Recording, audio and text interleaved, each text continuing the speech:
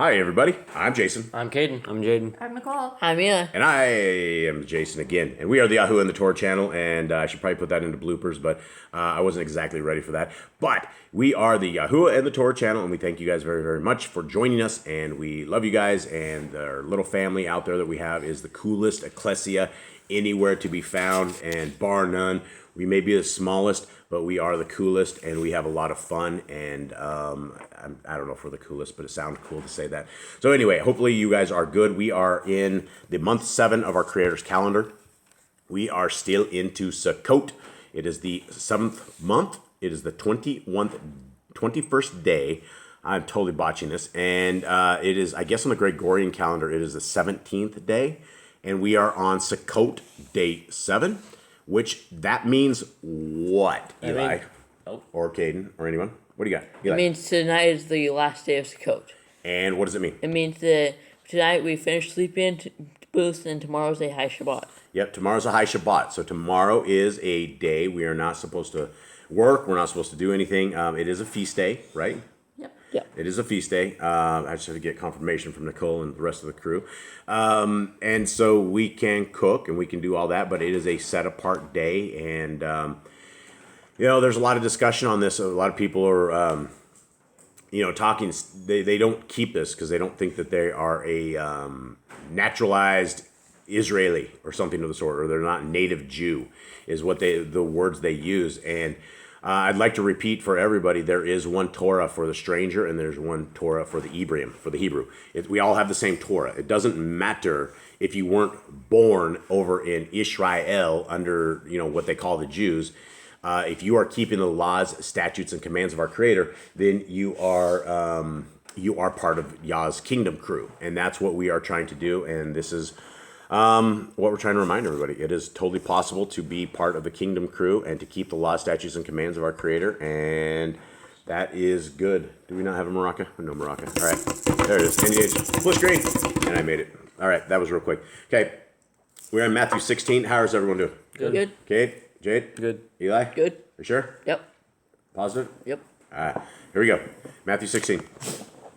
The Parashim also with the Zadokium came, and tempting desired him that he would show them a sign from heaven. Okay, right out of the gate, for anyone who hasn't listened to this thing, who are they talking about? Who's him? That's Yahushua. Okay, and who's the Zadokium? Those are the Sadducees. Okay, and they are yet another religious sect.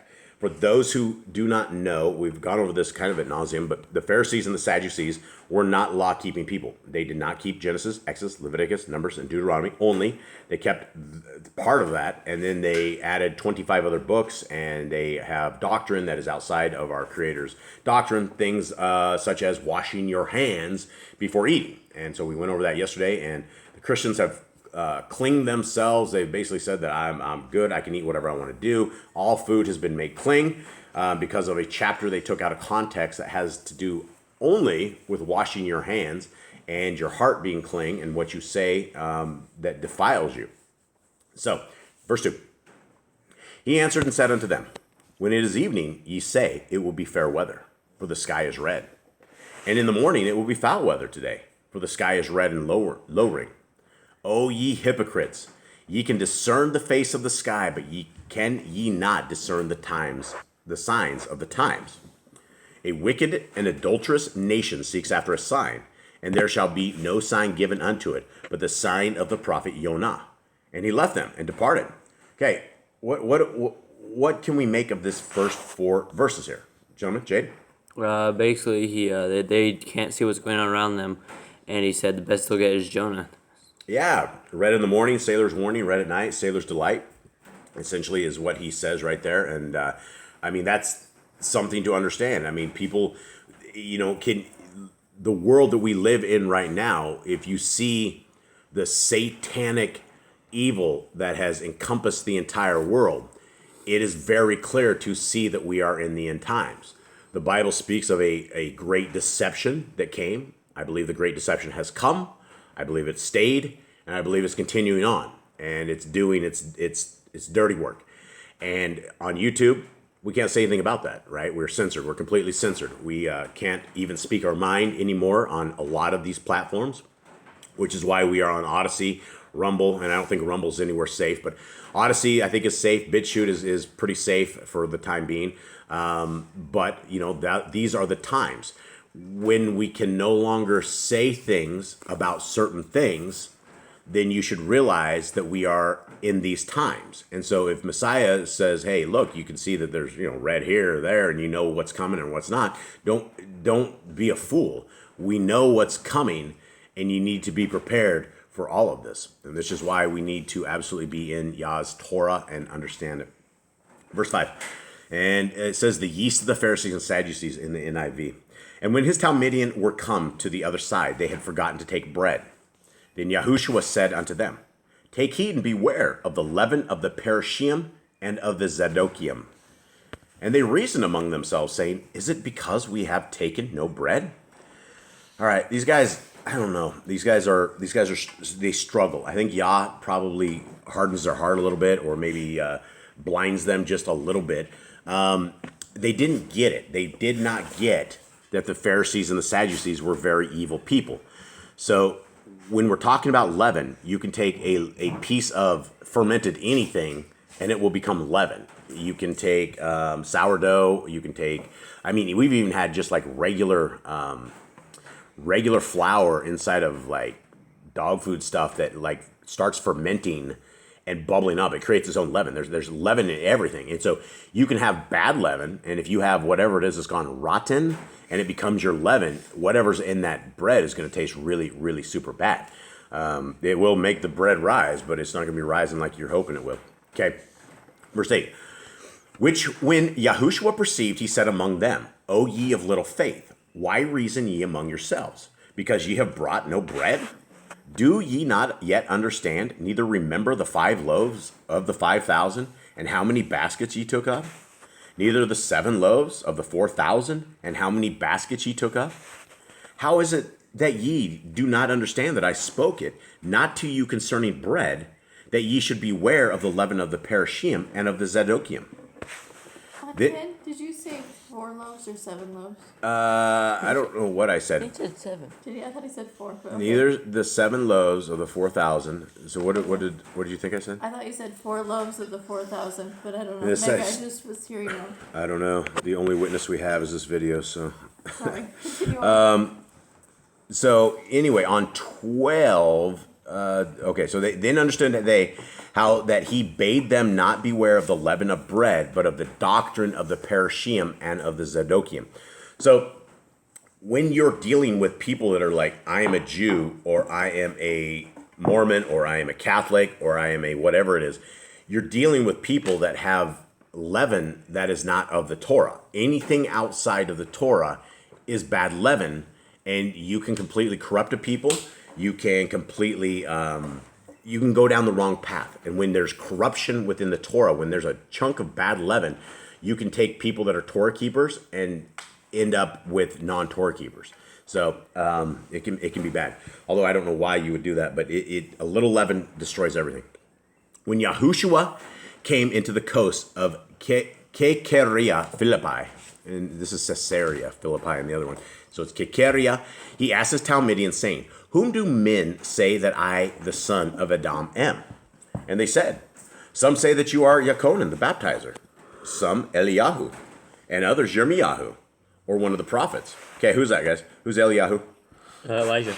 Jeremiah. And Yirmiyahu is Jeremiah, Yeah. and Yochanan. John the Baptist. And who is John the Baptist? Elijah. Elijah. Okay. 15. But he said unto them, but whom say ye that I am? And Shimon Kepha answered and said, you are Hamashiach, the son of the living Elohim. And Yahushua answered and said unto him, blessed are you, Shimon Beriona, for flesh and blood has not revealed it unto you, but my Father which is in heaven. And I say unto you that you are Kepha, and upon this rock I will rebuild my called out assembly, and the gates of Sheol shall not prevail against it. All right. This is where the Christians take this. Actually, they'll take this and they look, and they made Peter a saint, and the Catholics are like Saint Peter. I mean, they literally worship Saint Peter. And so, what does this say here? Does it say to go build churches? No. So the Sefer, what does your guys' say exactly? 18. He says, and I also say to you that you are Kepha, and on this rock I shall build my assembly, and the gates of the grave shall not overcome it. Yeah, and so it doesn't, the Christians have gone on this, and they will glorify Peter probably a little more than they should, in all of this. But this is the church doctrine right here. This is one of the verses they will use in churches all the time. All right, 19. And I will give unto you the keys of the kingdom of heaven, and whatsoever you shall bind on earth shall be bound in heaven, and whatsoever you shall loose on earth shall be loosed in heaven. Anyone have any idea on this one? I think we came across and figured this out at one point, but I can't remember what exactly this was. Anyone? I think it has something to do with like if you're like releasing like you cast out a demon, I think like does something in heaven as well or something of that sort. I don't remember what the full explanation of it was. I don't remember either. It's been a while since it's been a long time on that. So I don't have an exact explanation of this. I'm sure somebody out there probably does. Maybe Brother Glenn can shoot some kind of understanding to this. But I remember, if I remember right, I didn't think it had to do with demons. I thought it had to do with something else. But I don't know. That's a tricky one. A footnote of Isaiah 22:22. All right, what does it say? I'm going. Isaiah 22:22. And the key of the house of David will I lay upon his shoulders, so he shall open, and none shall shut, and he shall shut, and none shall open. And I will fasten him as a nail in the sure place, and he shall be for a glorious throne to his father's house. Yeah, that's clear as mud. All right, let's go to 20. Then charged his Talmudian that they should tell no man that he was Yahushua HaMashiach. From that time forth began Yahushua to show unto his Talmudian how that he must go unto Jerusalem, and suffer many things of the elders, and chief priests, and scribes, and be killed, and be raised again the third day. All right, we're dealing with some dogs. They're starting to wind up. I don't know how this is going to go down. Okay, then Kepha took him and began to rebuke him, saying, Be it far from you, Adonai, this shall not be unto you. Hold on, we got dogs. I might have to do a little... Stop. Settle down. Everyone settle down. Like a bunch of toddlers getting wound up is what's happening here. Okay. Hold on. All right, so Eli's giving them the spray bottles, just give them a little pacification. They actually love the spray bottle. They drink it. Okay, 23. Okay, so let's go back to that one. He said, Then Kepha took him and began to rebuke him, saying, Be it far from you, Adonai, this shall not be unto you. What is he saying? He said that he's basically saying that... Basically, he won't die. You're not going to die. Don't say those things. Don't say the words that you will die. And this is hard stuff right here. But he turned and said unto Kepha, Get behind me, Satan. You are an offense unto me, for you savor not the things that be of Elohim, but those that be of men. You imagine that the Kepha, I mean, first of all, the Messiah Yahushua was like, hey, look, Kepha, we're going to rebuild the assembly upon this. This is great. And then we shall... then he's like, get behind me, Satan. Yeah, and so he's going to be broken. And so here we go. Let's continue on the thing. We're dealing with a little dog drama here. So here we go. Then said Yahushua unto his Talmudim, If any man will come after me, let him deny himself and take up his cross and follow me. For whosoever will save his life shall lose it, and whosoever will lose his life for my sake shall find it. For what is a man profited if he shall gain the whole world and lose his own soul? Or what shall a man give in exchange for his soul?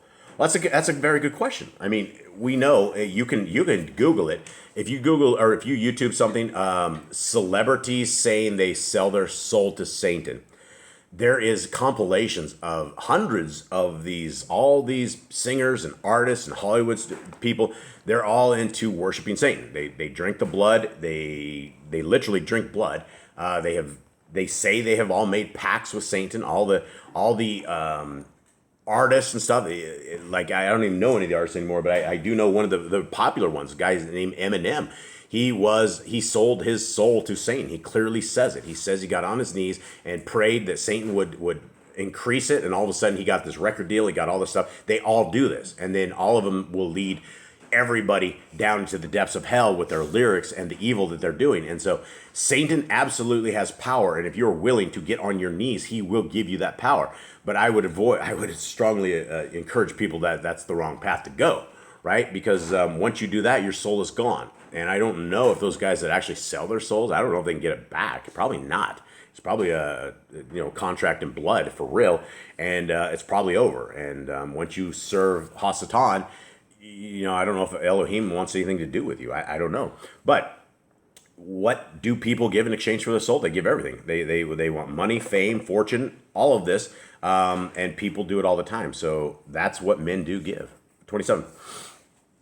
For the son of Adam shall come in the glory of his father with his angels, and then he shall reward every man according to his works. Amen, I say unto you, there be some standing here which shall not taste of death till they see the son of Adam coming in his kingdom. Okay, anyone want to explain that? Because this would have been confusing words to these guys. Essentially, to them, it could have meant that they weren't going to die until the kingdom was here, until he was sitting here reigning. What does he mean? I think he's saying they won't see Judgment Day until the King of Glory is here. Yeah, They won't see Judgment Day. They won't see the second death. No one will see the second death until Yahushua comes back. yeah. I think he's talking about that second death, the spiritual death, right? And then because we will not see the spiritual death if two things: we have the faith of Messiah Yahushua, and we are keeping the law, statutes, and commandments. That's Revelation 14:12. So it's a two-way street here. It's not just Messiah Yahushua, and you can sin like you're just the rebel of earth. It's something totally different. All right. Anyone else have anything on this? No, I think everything was pretty there. We don't understand what loose in heaven, loose in earth means. Yeah. Quite Bind, yeah, exactly what it says. And I mean, there's probably everybody's to have different versions of this. So if you guys have something out there, we'll go over it tomorrow, and hopefully increase everyone's learning and understanding on this. So I guess that is it. Anything? Tomorrow is Youth for Yah in Spanish. Youth for Yah in Spanish, yes. And that's about it. And that's about it. Okay, we'll call it that. Thank right. you guys very much. Happy last Shalom. day of Sukkot. Yeah, happy last day of Sukkot. Much love. Shalom. Shalom.